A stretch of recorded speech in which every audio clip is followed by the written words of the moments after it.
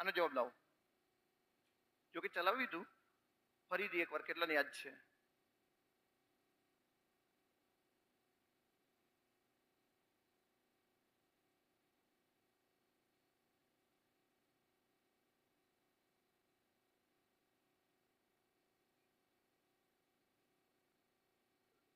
ત્રીસ.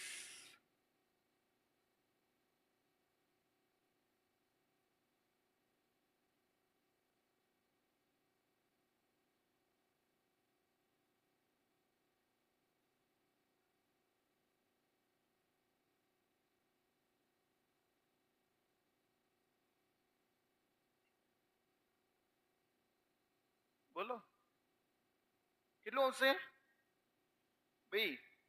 નવા વિદ્યાર્થીઓ સમજો બધા. ઓકે, જૂના જવાબ આવી જવો જોઈએ. અમુક રકમ અને તેના 2 વર્ષનું સાદું વ્યાજ. તો અમુક રકમ કેટલી? 5. ઓકે, વ્યાજ છે ને, વ્યાજ એ મૂડી ઉપર ગણાય. કોના ઉપર ગણાય? મૂડી. અમુક રકમ એટલે કે મૂડી તમારી છે 5 અને સાદું વ્યાજ કેટલું છે? 3. પણ આ 3 છે ને એ 2 વર્ષનું છે. કેટલા વર્ષનું છે? 2 વર્ષનું. તો 3 રૂપિયા વ્યાજ છે, 5 રૂપિયા મૂડી છે. તો તમારે ટકાવારી શોધવી હોય તો ટકાવારી શોધવા માટેનો સીધો નિયમ છે, ગુણ્યા કેટલા કરવાના છે? 100. તો જો 20 50 100, 20 તરી 60% વ્યાજ આવ્યું. 60% વ્યાજ આવ્યું, પણ કેટલા વર્ષનું? 2 વર્ષનું. તો બોલો 1 વર્ષનું કેટલા ટકા? 1 વર્ષનું 30%. ઓકે, બધાએ આ સમજવાનું કે 3 રૂપિયા વ્યાજ છે, 3 રૂપિયા વ્યાજ છે, 2 વર્ષનું વ્યાજ છે. જો એને કીધું છે 2 વર્ષનું, તો 3 રૂપિયા વ્યાજ છે ને 5 રૂપિયા તમારી મૂડી છે. તો વ્યાજ હંમેશા મૂડી પર ગણાય. ઓકે, આમ તો 1 પંચમાંશ આવે, 1 પંચમાંશ એટલે 20%. 1 પંચમાંશ આવે એટલે કેટલા ટકા? 20. તો બોલો 3 પંચમાંશ એટલે કેટલા ટકા થાય? 60%. આમ તો સીધી ખબર પડવી જોઈતી હતી, પણ ન પડે તો તમારે ગુણ્યા કેટલા કરવાના છે? 60. ઓકે, સમજાઈ ગયું કે નહીં? ચલો નેક્સ્ટ. મને જવાબ જોઈએ હા ભાઈ આનો.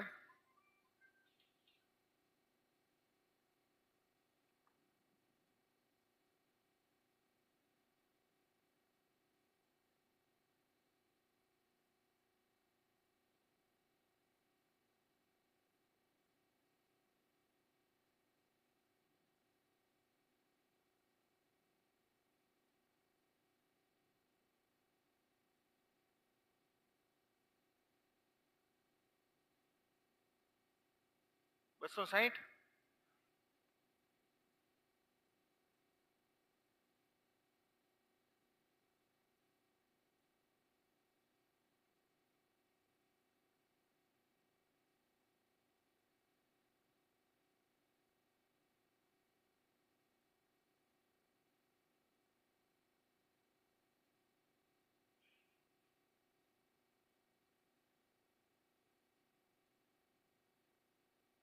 જો ધ્યાન રાખો ભાઈ,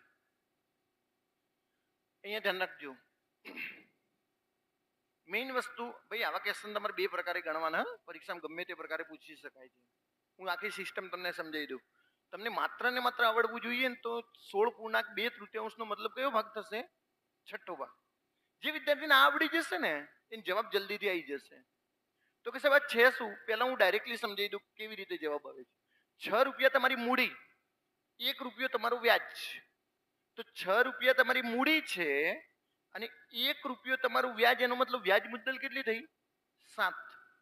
સમજાઈ ગયું કે નહીં? 6 મૂડી 1 રૂપિયો વ્યાજ એટલે વ્યાજ મુદ્દલ થઈ ગઈ 7. આવું કેટલા વર્ષ છે? 2 વર્ષ. તો 6 થી 7.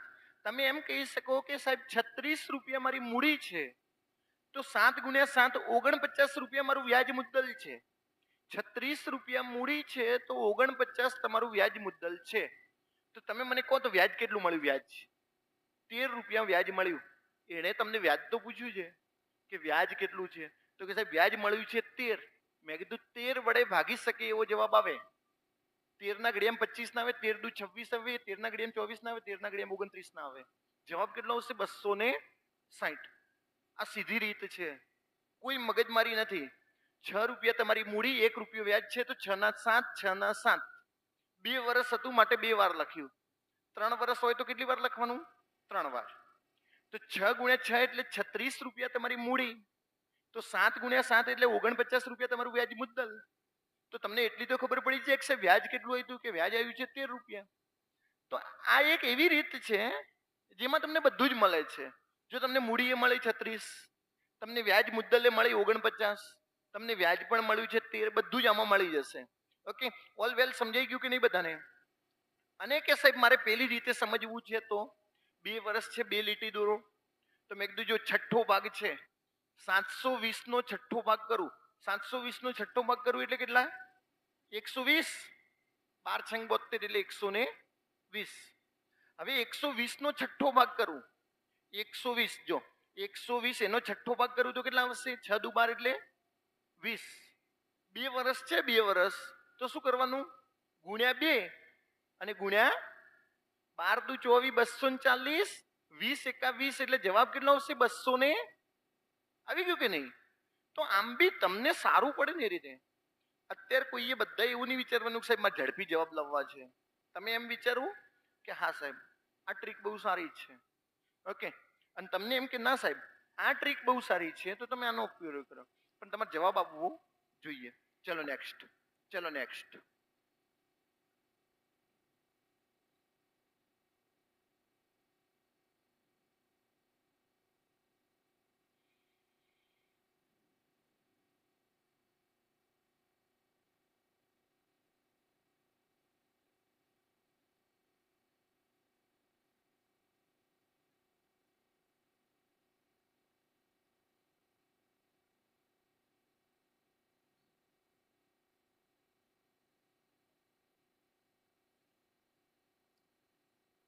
રાહુલ પાણી લાવજો, પાણી.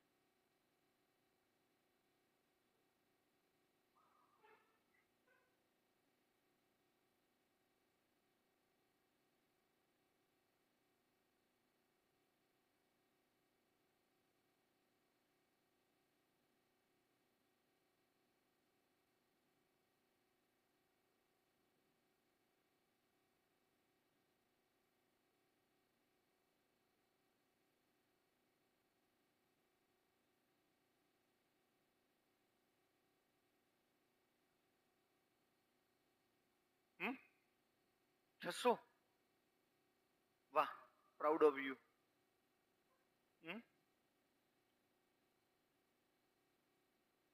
જો અડધા તો ગણાય હે.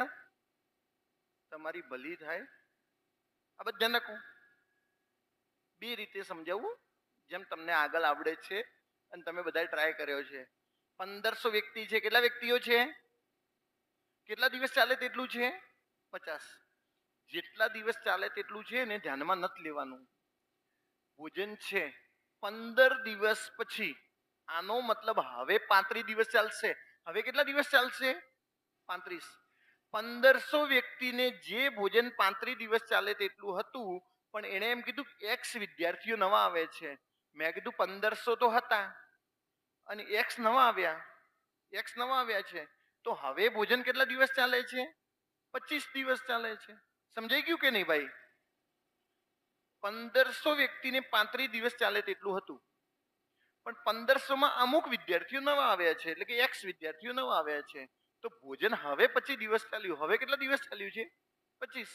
તો આનું તો સાદું રૂપ આપવાનું છે. ઓકે, ચલો સાદું રૂપ આપી દઈએ. પહેલા તો હામ હામે ઉડી શકે છે. ઓકે, 25 × 150 એટલે અહીંયા આવી ગયા છે 60. જો 60 × 35 કરીએ, 60 × 35 કરીએ 70, 7 × 21, 2100. તમે 60 × 35 કરો ને એટલે 2100 આવે. કેટલા આવશે? 2100 બરાબર 1500 પ્લસ એક્સ. એક્સ બરાબર 2100 માંથી 1500 કાઢી દો. 2100 માંથી 1500 કાઢી દેશો એટલે જવાબ કેટલો આવશે? 600. તો તમારો સાચો જવાબ કેટલો છે? 600. ઓકે ભાઈ, ધ્યાન રાખજો તમે. પેલા બધાને વાત સમજાઈ ગઈ કે નહીં? મેં જે સમજાવ્યું આ લખ્યું છે એ સમજાવ્યું છે કે નહીં? સાદું રૂપ તો તમારે આપવાનું છે. અને આ એક એવી રીત છે જે બધામાં તમે આવી રીતે મૂકી શકો છો. હું તમને એક બહુ સારી રીત કહું. મેં આગળ કીધું હતું દિવસો અને કાર્યક્ષમતા, એનો ગુણોત્તર હંમેશા કેવો હોય? વ્યસ્ત. પહેલા દરેક વિદ્યાર્થી ના સમજાવવું જોઈએ. આ એવી વાત છે કે દરેક વિદ્યાર્થીને સમજાય કે હા સાહેબ તમે લખ્યું એ મને ખબર પડી ગઈ. તમે ખાલી આ 25 × 150 કરે ને એ મને ડાયરેક્ટ નથી આવડતું. અને ઘણાને એટલો જ પ્રશ્ન હોય, વધારે પ્રશ્ન ના હોય. અને તો આને હું ઇરેઝ કરી લઉં છું. હું તમને બીજી રીત સમજાવું. જો આ બધા સમજાઈ ગયું હશે. તમને એમ કહેશે તમે ડબલ ડબલ કેમ સમજાવો છો? આ જેને સમજાઈ જાય છે એને આ પકડી રાખવાની. હવે પછી જેને સમજાય છે એને પછી એ સમજવાની. જો ભાઈ 35 દિવસ ચાલે તેટલું હતું. કેટલા દિવસ ચાલે તેટલું હતું? 35. હવે કેટલા દિવસ ચાલે છે? 25. આ દિવસ છે. દિવસ. પેલા 35 દિવસ ચાલતું હતું, હવે ચાલે છે 25 દિવસ. 7 × 5 = 35, 5 × 5 = 25. તો દિવસોનો ગુણોત્તર કેવો આવ્યો? 7/5. હવે આપણે કહીએ કાર્યક્ષમતાનો ગુણોત્તર સાહેબ આવશે 5/7. ઓકે, કારણ કે વ્યસ્ત હોય છે. તો કે સાહેબ આનો મતલબ શું? મેં કીધું પહેલા 1500 માણસો હશે, પહેલા 5 માણસો હશે ને હવે 7 માણસો થઈ ગયા. સાહેબ કે પહેલા તો 1500 હતા. તો મેં કીધું આ 1500 છે ને, 1500 એ 5 બરાબર ગણાય. 1500 કોના બરાબર ગણાય? 5. એણે એમ કીધું કેટલા વધારે આયા?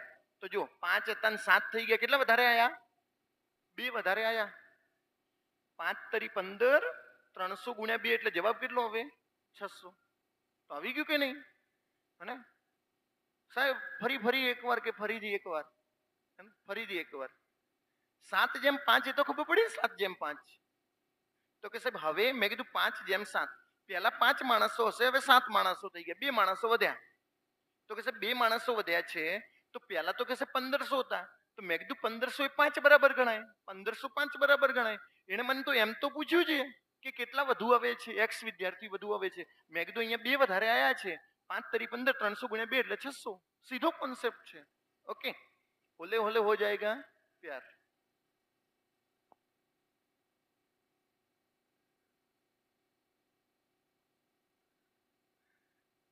साला ये दुख का खत्म नहीं होता बे. हैं गणो.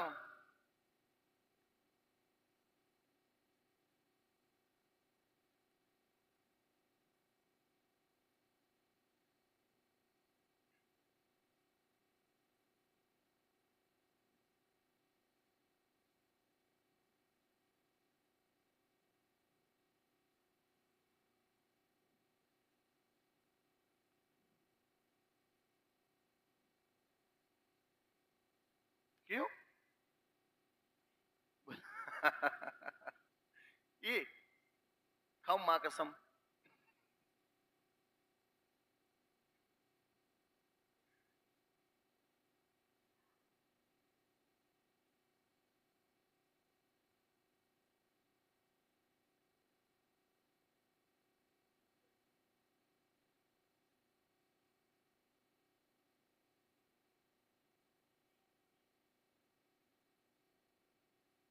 ये खरेखर ચાલો ચલો ચલો ચલો ધ્યાન રાખ, ધ્યાન રાખ. આ ક્વેશ્ચન ગણાય નહીં પહેલી વાત તો. ઓકે, કોઈ બેઠું હોય ને આમ તો મહેરબાની કરજો. હા, ઘણાને એમ કે કેમ જવાબ ના આવે, કે લઈ જ દઉં કે. એવું નહીં કરવાનું. આ ક્વેશ્ચન હંમેશા કોનાથી કરવાના ખબર છે? ડિજિટલ સમથી કરવાના. કોનાથી કરવાના? ડિજિટલ સમ. તો કે સાહેબ ડિજિટલ સમ શું છે મને સમજાવો. મેં કીધું 3 × 3 નો સરવાળો કરો. 3 ને 7 ને 3 10, 10 ને 9 19. 19 એટલે કેટલા થશે? 9 ને 1 10. 10 નો મતલબ 1 અને 1 નો વર્ગ 1. આમાંથી કોનો સરવાળો 1 થાય છે એવું શોધવાનું. કે કોનો સરવાળો 1 થાય છે. નિયમ એવું કે છે, પેલા તમે નિયમ સમજી લો. તમે તો ડિજિટલ સમ તો કોઈ દાડો જોયો નહીં હોય. પાછા મેં આખો સ્પેસિફિક એક લેક્ચર લીધેલું છે ડિજિટલ સમ ઉપર, પણ આપણને એમાં રસ નથી. જો 9 છે ને 9 એને કોઈ દાડો ગણાય નહીં. ડિજિટલ સમનો સીધો નિયમ છે 9 ને ગણવાના નથી. બોલો 7 ને 3 કેટલા? 7 ને 3 10. 10 અને 0 1. 1 નો વર્ગ થશે 1. એટલે જેનો સરવાળો 1 થાય એ આપણો જવાબ. 9 ને કાઢી દો, 9 ને કાઢી દો. ઓકે, અહીંયાથી તમારે 9 કરવાના છે એટલે બંને બંનેમાં 2 2 આપો એટલે અહીંયા થઈ જશે. તો અહીંયા વધશે 2. 8 ને 2 10 થશે. 8 ને 2 10. 10 એટલે કેટલું? આવી ગયું કે નહીં? આવી ગયું. તો એ જવાબ. તો કે સાહેબ આવા 2 મળી જાય તો ભાગ્ય તમારા. એમાં હવે હું કઈ કરી શકતો નથી. પરંતુ ગેરંટી સાથે કહું છું, કોન્સ્ટેબલમાં જો આવો પ્રશ્ન પૂછે ને તો સિંગલ એક જ ઓપ્શન એવો હશે જેમાં એક થશે. આપણે બીજા ચેક કરીએ હા જેમાં સરવાળો એક થાય છે કે નહીં. જો 9 કાઢી દો, 6 અને 3 9 કાઢી દો, 5 ને 4 9 કાઢી દો. જો અહીંયા 8 આવે છે તો આ જવાબ નહીં આવે. અને 9 કાઢો 9 કાઢો. ઓકે, હવે આની અંદર બે ઉછીના આપી દો એટલે અહીંયા 9 થઈ જશે, અહીંયા 4 થશે. 6 ને 4 10, 10 ને 8 18, 18 એટલે 9 થઈ જશે તો આ જવાબ નહીં આવે. ઓકે, 9 ભાઈ તમારે ઉછીના આપવાની તમારી જવાબદારી. હા 9, જો 7 માંથી એક ઉછીનો અહીંયા આપું, એક ઉછીનો અહીંયા આપું તો 9 9 થઈ જશે એટલે અહીંયા વધશે 5. આમ એ રીતે કરવાના. ઉછીના તો આપવા પડશે નકર સરવાળા કરીને તો મરી જશો. અને 6 ને 3 9, અહીંયા થશે 2, 6 ને 2 થશે 8, 8 એટલે આ જવાબ નહીં આવે. જવાબ કયો આવશે? માત્ર ને માત્ર એ.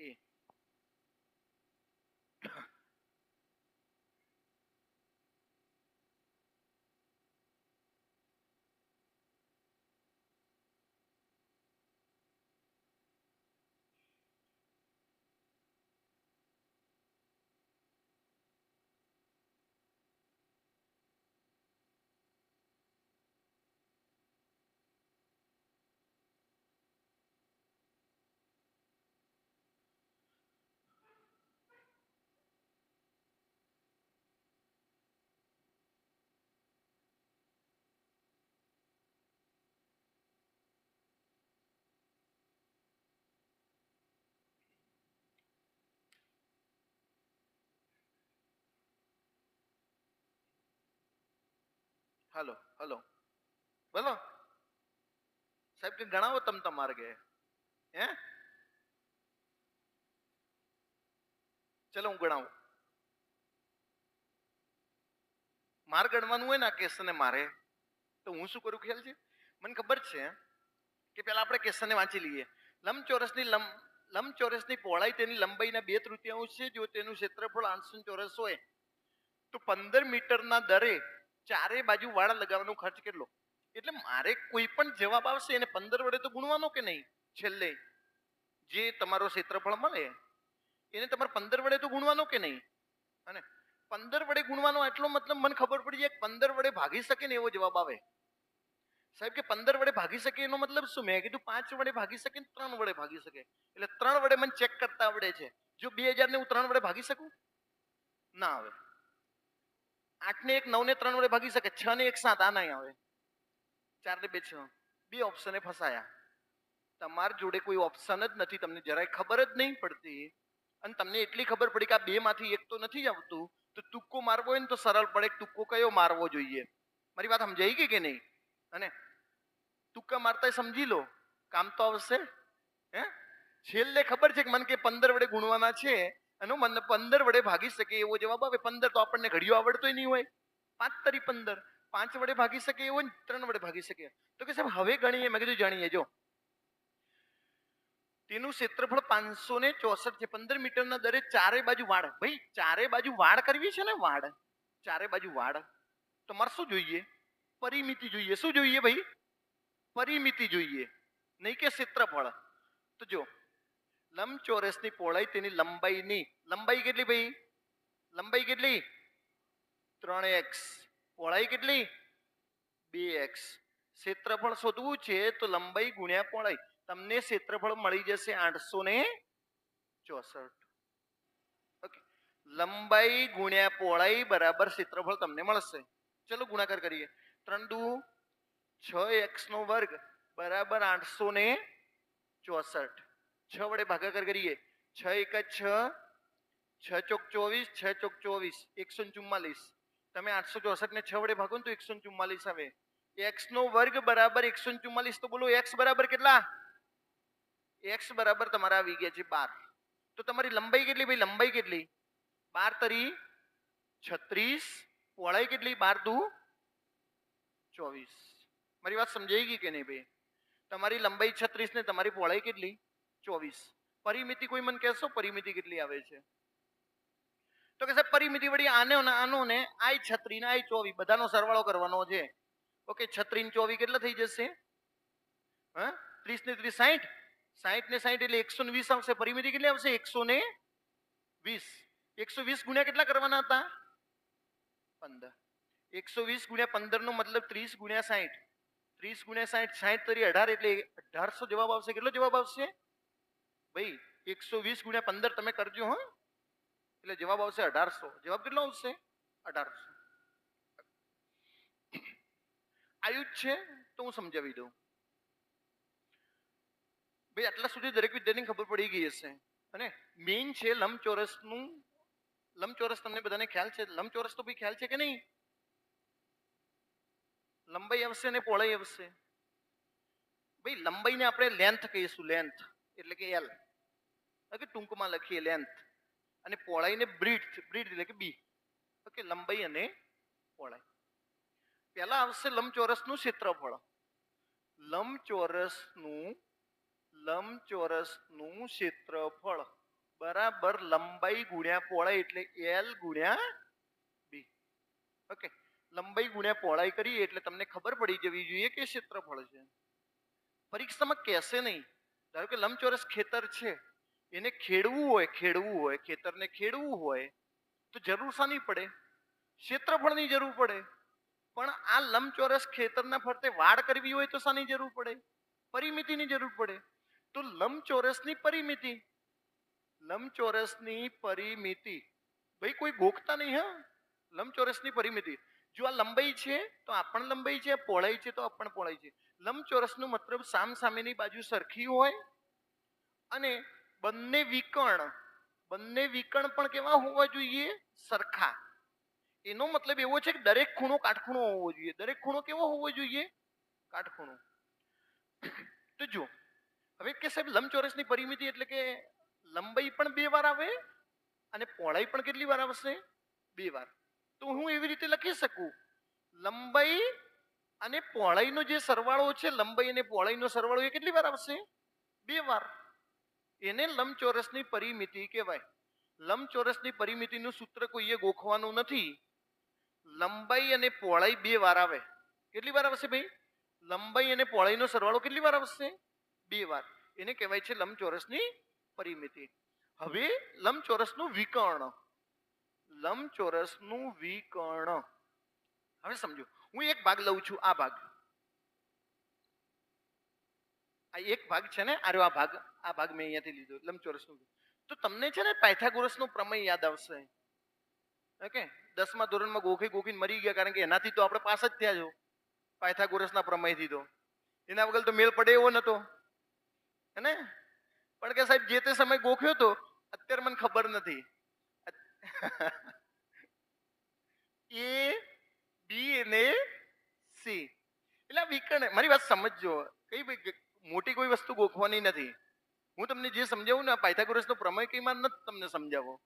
મારે તમને સમજાવવું છે લંબચોરસનું વિકર્ણ. ઓકે, તો AB નો વર્ગ અને BC નો વર્ગ. એટલે હું એમ કહું, લંબચોરસનું વિકર્ણ લંબાઈનો વર્ગ અને પહોળાઈનો વર્ગ. લંબાઈનો વર્ગ કરીએ અને પહોળાઈનો વર્ગ કરીએ અને એને જ જો તમે વર્ગમૂળમાં કરી દો તો એ તમને મળશે. શું મળશે? લંબચોરસનું વિકર્ણ. શું મળશે ભાઈ? લંબચોરસનું વિકર્ણ. ઓકે, હવે એકદમ બધું કઈ યાદ નથી રહેવાનું. આ જે વસ્તુ સમજાવું છું ને એવું છે કે લંબચોરસનું ક્ષેત્રફળ એટલે લંબાઈ ગુણ્યા પહોળાઈ. લંબચોરસની પરિમિતિ એટલે શું? લંબાઈ અને પહોળાઈ 2 વાર આવે. લંબાઈ અને પહોળાઈ કેટલી વાર આવે? 2 વાર. અને ત્રીજી વાત હતી લંબચોરસનું વિકર્ણ. તો કે સાહેબ લંબાઈનો વર્ગ અને પહોળાઈનો વર્ગ વર્ગમૂળમાં આવે. લંબાઈનો વર્ગ અને પહોળાઈનો વર્ગ શાની અંદર આવશે? વર્ગમૂળમાં. હવે લંબચોરસ, ફરીથી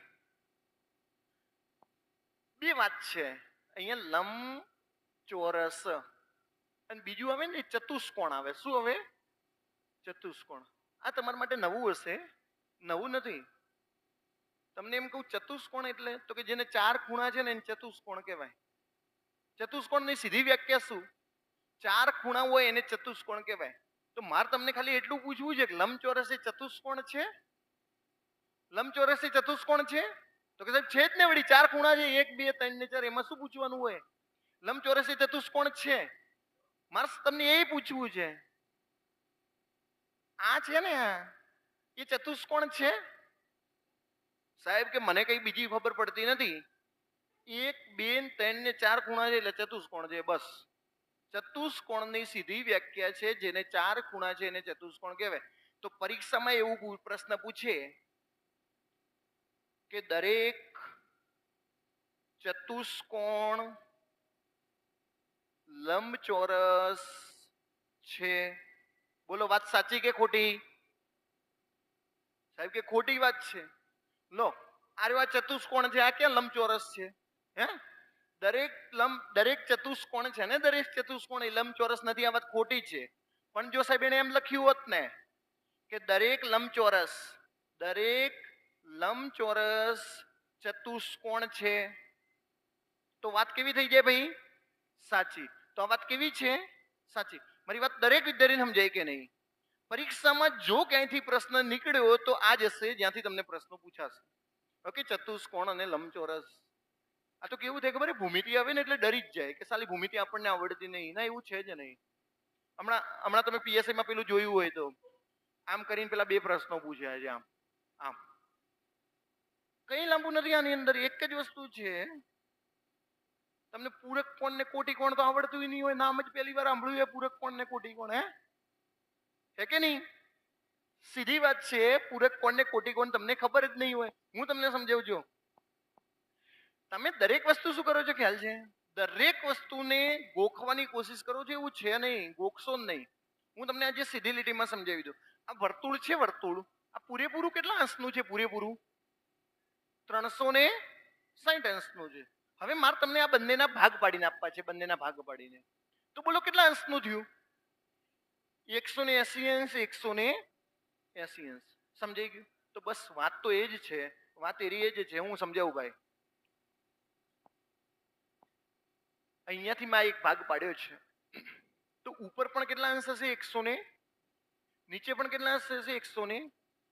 તો હું તમને એમ કહું કે બોલો આ 60 અંશનો ખૂણો છે, આ ખૂણો 60 અંશનો છે, તો તમે મને કહી શકો આ ખૂણો કેટલા અંશનો છે?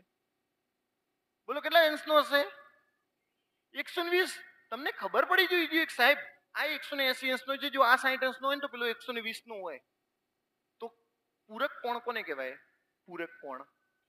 પૂરક કોણ જે બે ખૂણાના માપનો સરવાળો 180 અંશ હોય તેને એકબીજાના પૂરક કોણ કહેવાય. પૂરક કોણ કહેવાય. અને હવે જો તમને પરીક્ષામાં આ યાદ ન રહે તો ન ચાલે. પૂરક કોણનો સીધો મતલબ શું છે? બંને ખૂણાનો સરવાળો કેટલો થવો જોઈએ? 180. આજ બધાએ આવું યાદ રાખી જ લેવાનું. જમવા જો ને પૂરક એટલે 180, પૂરક એટલે 180. આવું યાદ રાખવાનું. જમતા જમતા યાદ રાખજો ને, કોળિયો અંદર જાય ને એટલે પેલું 180 અંદર ઉતરી જાય, પછી વાંધો નહીં આવે. ઓકે, પૂરક એટલે 180. સમજાઈ ગયું કે નહીં બધાને? તો કે સાહેબ આ તો મને કોઈ પ્રશ્ન જ નથી. હવે કોઈ મને પરીક્ષામાં સાહેબ એમ પૂછે, પરીક્ષામાં નહીં સાહેબ, મને ડાયરેક્ટલી એમ પૂછશે ને કે 70 અંશનો પૂરક કોણ કેટલો? પૂરક કોણ કેટલો? બોલો 100. કારણ કે તમને ખબર પડી ગઈ છે પૂરક કોણ એટલે 180. અને સાહેબ ઓકે, ઓલ વેલ. બીજું કઈ સાહેબ આમાં આવે છે? મેં કીધું હા. પૂરક કોણનો એક નાનો ભાઈ છે. કોટી કોણ. કોણ? કોટી કોણ. 2 જ બાળકો છે. ભૂમિતિના 2 જ બાળકો છે, પૂરક કોણ ને કોટી કોણ. આ મોટો બાળક છે પૂરક કોણ, નાનું છે કોટી કોણ. તો કે સાહેબ પૂરક કોણ જો 180 નો હોય તો કોટી કોણ કેટલા નો હોય? મેં કીધું 90 અંશનો. જો તમને કોઈ પ્રશ્ન પૂછે કે 40 નો કોટી કોણ કેટલો? બોલો ભાઈ 50 અંશ. સમજાઈ ગયું કે નહીં? કોટી કોણનો મતલબ છે 90 અંશ, પૂરક કોણનો મતલબ છે 180 અંશ. તો કે સાહેબ પરીક્ષામાં શું પૂછાય છે? પરીક્ષામાં એવું પૂછાશે, જો 30 ના કોટી કોણનો પૂરક કોણ કેટલો?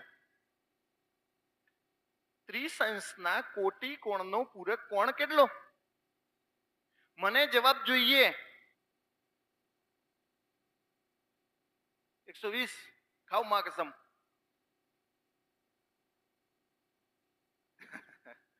મન તો તમે મારવા જ બેઠા હો સાલા. હે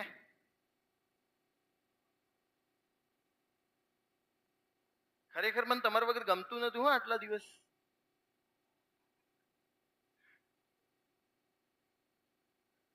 બોલો ભાઈ, પેલા 30 નો કોટી કોણ શોધવાનો ને? 30 નો કોટી કોણ કેટલા અંશ? 60 અંશ. અને હવે 60 અંશ નો શું શોધવાનો છે?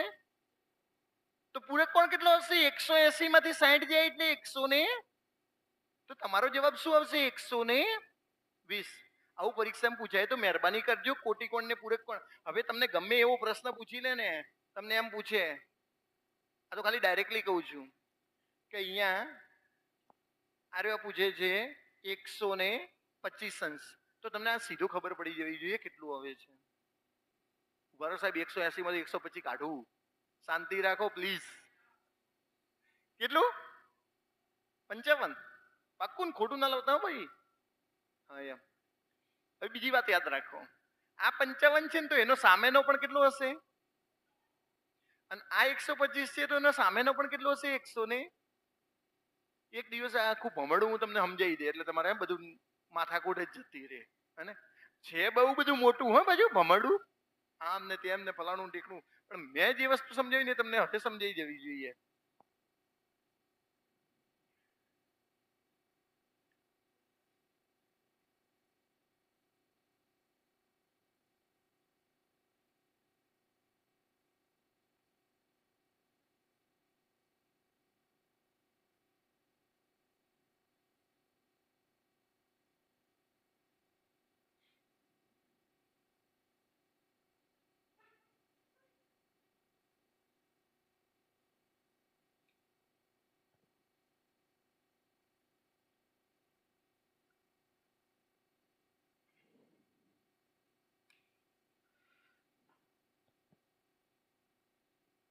હાલો, શું ગણો છો લ્યા?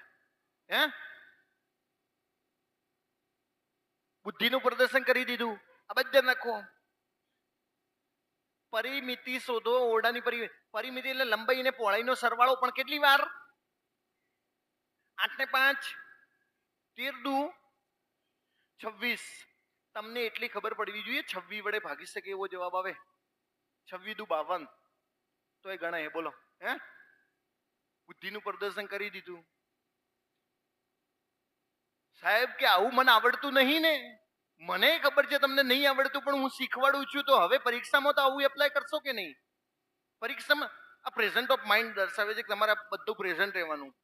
ક્લાસનો મતલબ એવો થોડો છે દરેક વસ્તુ શીખવાની. તમારે ક્લાસની અંદર એવું શીખવાનું છે કે મારે પરીક્ષામાં પરફોર્મન્સ કેવી રીતે કરવાનું છે. દાખલો તો આખું ગામ ગણી લે, ગણવા વાળો તો આખું બધું ગણી જ લેવાનો છે.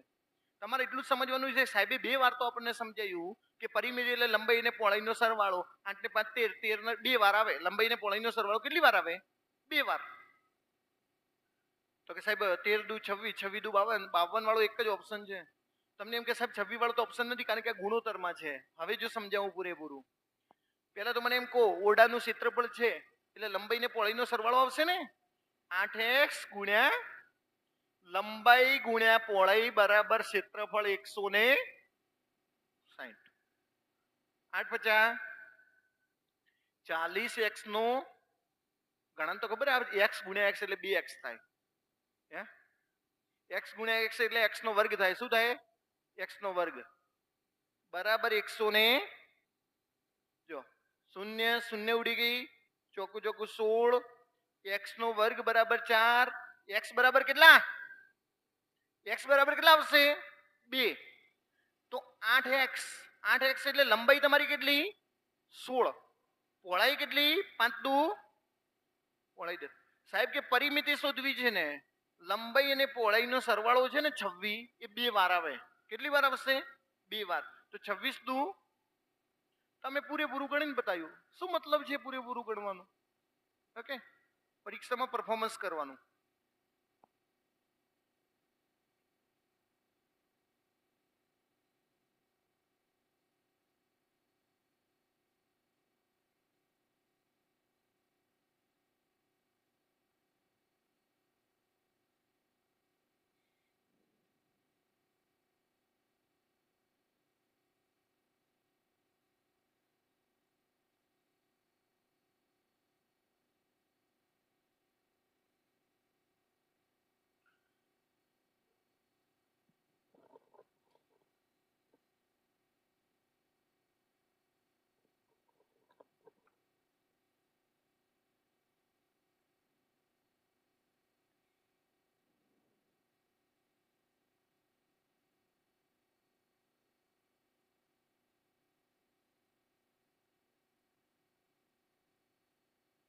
ગણે બોલો હે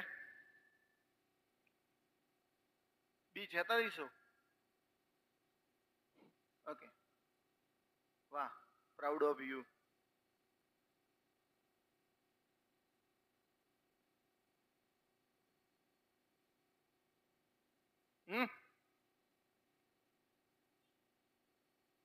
ચલો ધ્યાન રાખશો બધા.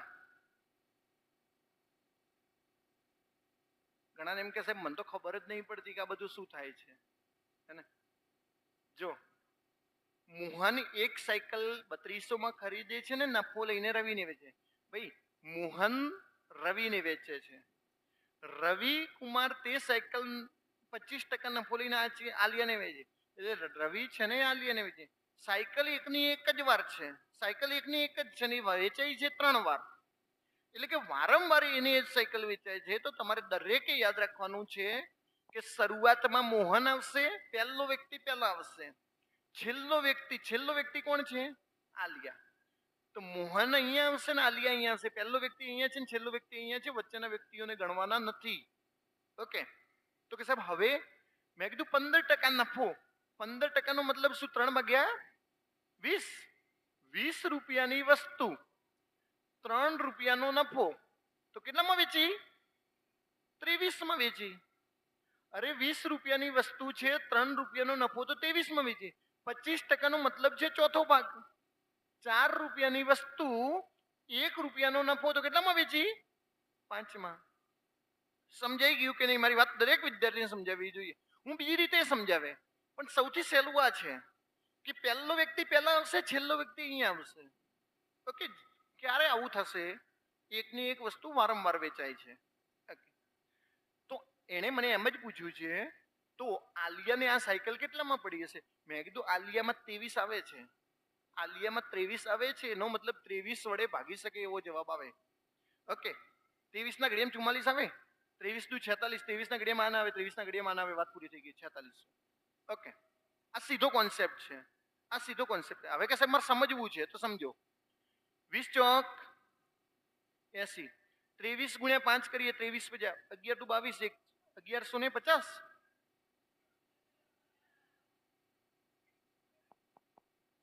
હા 115 है ना, 30 50 180 રૂપિયાની વસ્તુ 115. ભાઈ મોહન જોડે કેટલામાં હતી? 3200. તો 3200 એ કોના બરાબર ગણાય? એને મને આલિયાને પૂછ્યું છે એટલે ગુણ્યા 100 ને ચાલો શૂન્ય શૂન્ય ઉડી ગઈ. 8 ચોક 32, 40, 115 ગુણ્યા 40 કરો.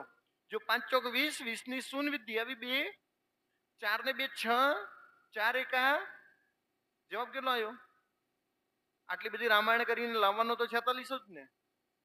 તો એના કરતા કોન્સેપ્ટ સમજેલા હોય તો ફાયદો થશે. ઓકે, ફાયદો થશે. અને એક વિદ્યાર્થીને તો હાવ દેશી નિયમથી સમજાવું કે સાહેબ તમે આ સમજાયું, પણ મારે શું પ્રોબ્લેમ એ ખબર હે?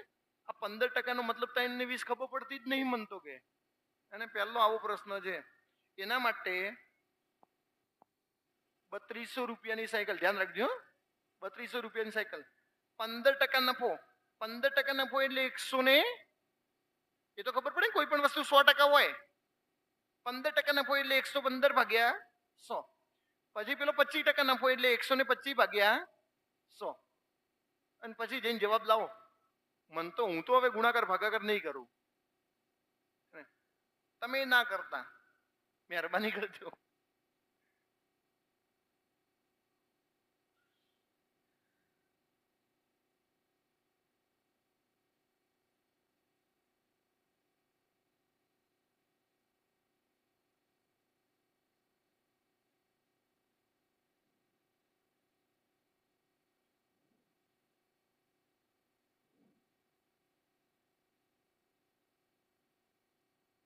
થાકો એટલે કહેજો પાછા. થાકે ભણવું જ નહીં તમારે બેટા.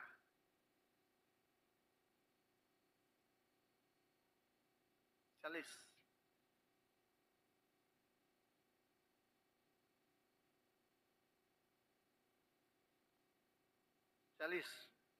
સરસ, બોલો. આપણને સાહેબ કે કોઈ ખબર પડતી નહીં કે હે નહીં ચાલે, નહીં ચાલે, આવું બધું નહીં ચાલે.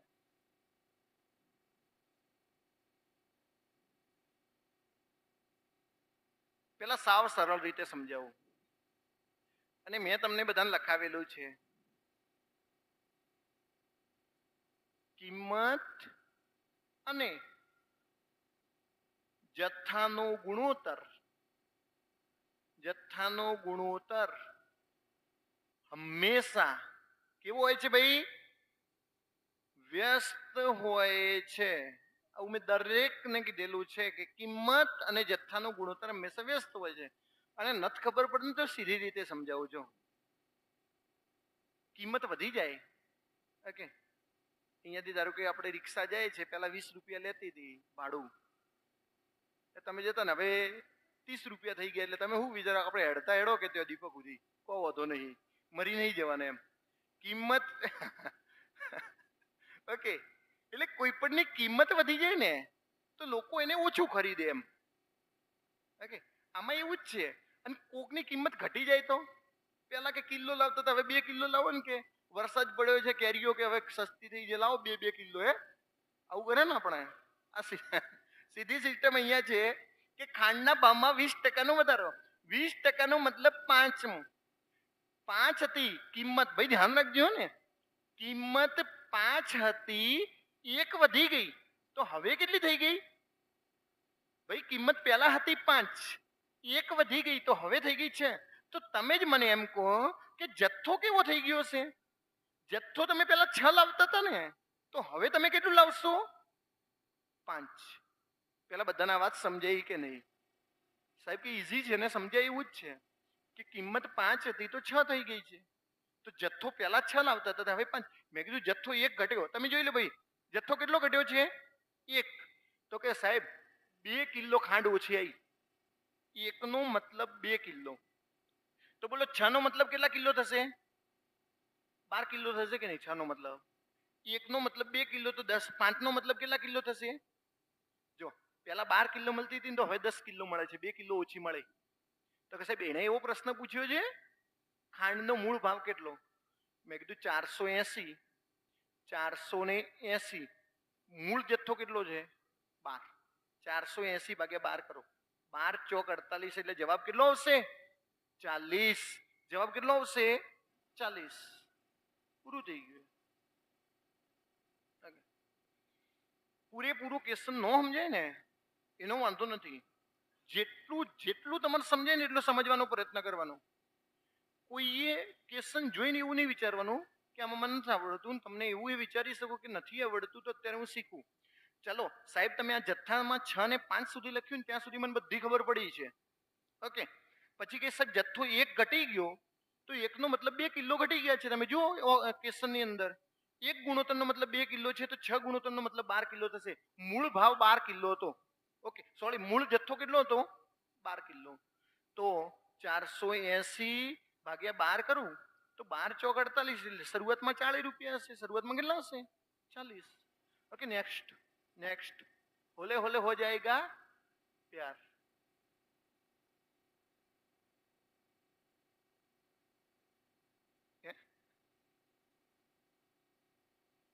ऑप्शन नहीं है.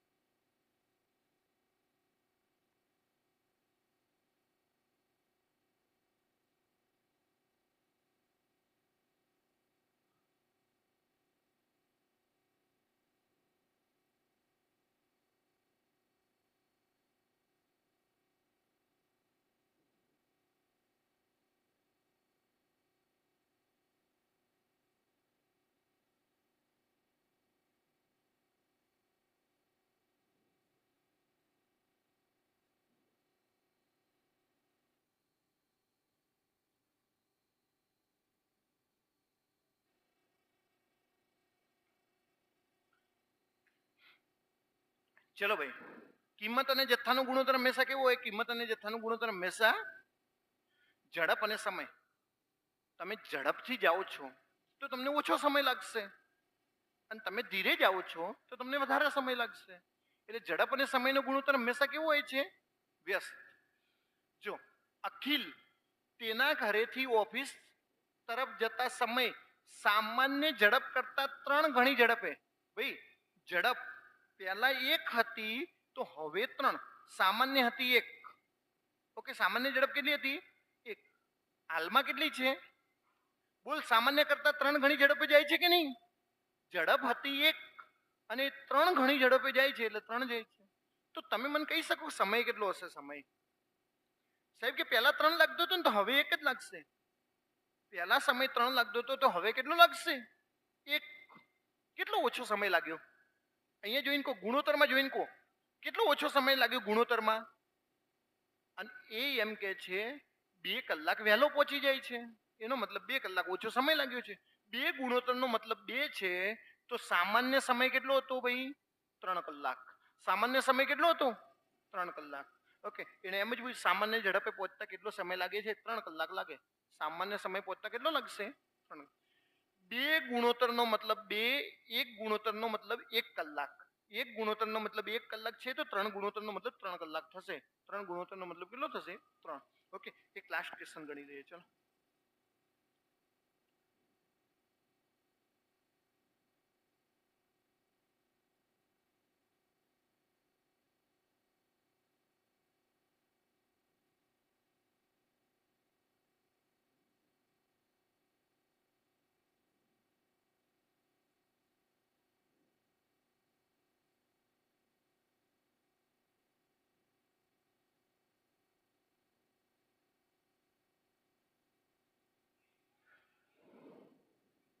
હે 40?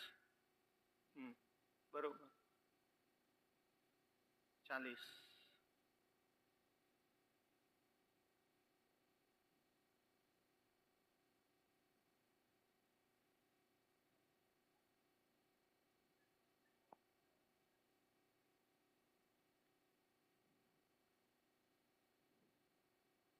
બોલો કેટલું આવશે?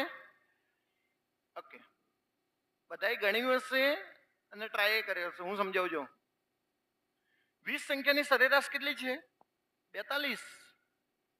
પાછળથી જણાય છે કે એક સંખ્યા 64. 64 ના બદલે ભૂલથી 104 લેવી, એટલે ભૂલથી વધારે લેવાઈ ગઈ છે. તો હવે તો ઓછી જ લેવી પડશે. ભૂલથી એને વધારે લીધી તો ઓછી, એટલે જે પણ સરેરાશ આવશે ને 42 કરતા ઓછી આવશે. 42 કરતા ઓછી આવે એનો મતલબ 60 ને 50 ગયા. આમ ભાઈ કેસન ગણાય નહીં, બુદ્ધિનું પ્રદર્શન ન કરાય. ઓકે, 42 કરતા ઓછી આવે છે સાહેબ કે આવી 20 સંખ્યાઓ છે. 20 સંખ્યાઓ છે કે મેં કીધું આટલી બધી ઓછી ના આવે તો જવાબ કયો આવશે? 40. ઓકે, મેં ગણ્યું નથી.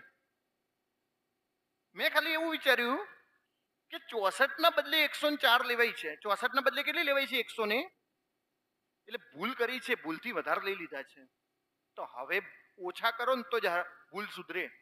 ઓછા કરો તો ભૂલ સુધરે, એનો મતલબ જવાબ 42 કરતા ઓછો આવે.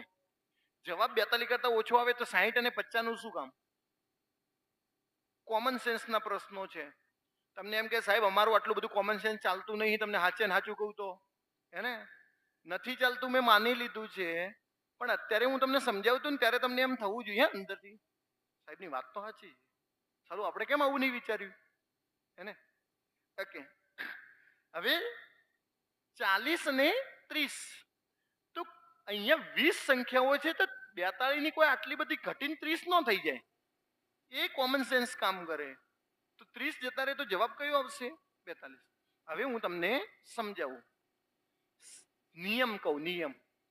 સાચું હોય ને સાચું એને હંમેશા પ્લસ કરવાનું, અને ખોટું હોય ને ખોટો એને હંમેશા માઇનસ કરવાનું. નિયમ ફિક્સ છે. સાચાને શું કરવાના ભાઈ? પ્લસ. અને ખોટાને શું કરવાના છે? માઇનસ. 64 ના બદલે 104. બોલો આમાં સાચું કોણ? 64. 64 સાચા. ખોટું કોણ? ખોટું 104 ખોટા. 104 માંથી 64 જશે, 104 માંથી 64 જશે એટલે કેવા આવશે? -40 છે ને, આવી તો મારી જોડે 20 સંખ્યાઓ છે. આવી તો કેટલી સંખ્યાઓ છે ભાઈ? 20. તો -40 વગે 20 કરું એટલે દરેક માંથી 2 2 ઘટી જશે. દરેક માંથી કેટલા કેટલા ઘટી જશે? 2 2. તો જવાબ 42 નહીં પણ 2 ઘટી જશે એટલે જવાબ કેટલો આવશે? 40. ઓકે, તો જવાબ કેટલો આવશે? 40. આ એની પ્રોપર રીત છે.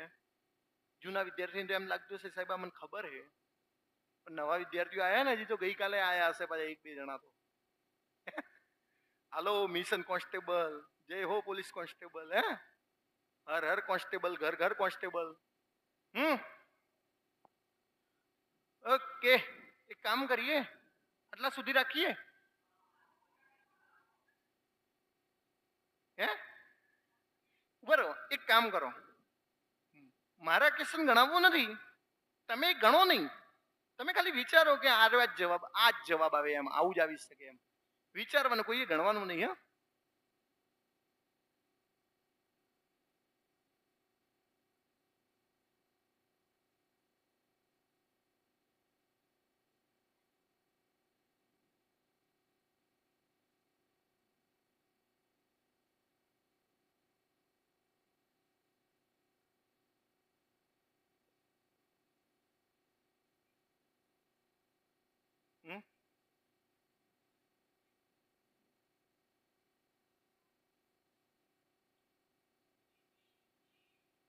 બી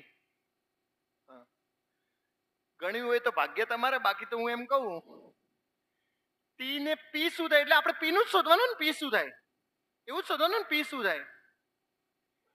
પી એક યુ નો ભાઈ છે, આનો મતલબ પી એક પુરુષ છે. પી એક પુરુષ છે તો માતા કેવી રીતે, દાદી કેવી રીતે? પી એક પુરુષ છે તો માતા કેવી રીતે થતી? અલા જય માતાજી ચુક્કો મારવો હોય ને તો આ બે માંથી તો ન મરાય. સીધી ખબર પડે કે આ પિતા આવે કે આ પુત્ર આવે. અહીંયા તો બે ઓપ્શનમાં ફસાઈ ગયા છીએ એટલે ગણવું પડે, વાંધો નથી. પણ મારે ખાલી એટલું જ વિચાર્યું, તમે આવું વિચાર્યું કે નહીં? ટી ને પી શું થાય એટલે પી નું શોધવાનું છે. પી એક યુ નો ભાઈ છે, પી એક પુરુષ છે. પુરુષ છે એનો મતલબ પૌત્ર ને પિતા આવી શકે છે, માતા ને દાદી કેવી રીતે આવી શકે છે? પી એક પુરુષ છે. ઓકે, વાંધો નહીં, આટલા સુધી રાખીએ છીએ. ઓકે, આવતીકાલે ભૂમિતિથી શરૂઆત કરીશું. ચોરસ, લંબચોરસ, વર્તુળ, ત્રિકોણ. ઓકે, અને તમારી કોઈ સ્પેસિફિક ડિમાન્ડ હોય તો કહેજો મને. રેડી છે ને? રેડી જ હોય ભાઈ. ઓકે, બોલો બીજું શાંતિ ને? નથી શાંતિ? કેમ, શું પ્રોબ્લેમ? ઓકે, હવે હું આવીશ, રેગ્યુલર આવીશ, ટેન્શન છોડો. ઓકે, હા ફાઇનલ આવી. સમય સંજોગે એવું કંઈક થઈ જશે તો હું નથી કહેતો. સોમ, મંગળ અને બુધ આપણું સવારે હશે, શનિ અને રવિ સાંજે હશે. વચ્ચેના 3 દિવસની અંદર ક્યાંક સેટ કરશું. જો પરેશભાઈને સાંજે સેટ થશે તો આપણે સવારે ગોઠવી દઈશું. સાંજે એમાં સેટ એટલા માટે નથી થતું, સાંજે આવવામાં લેટ થઈ જાય છે અને પીપીટી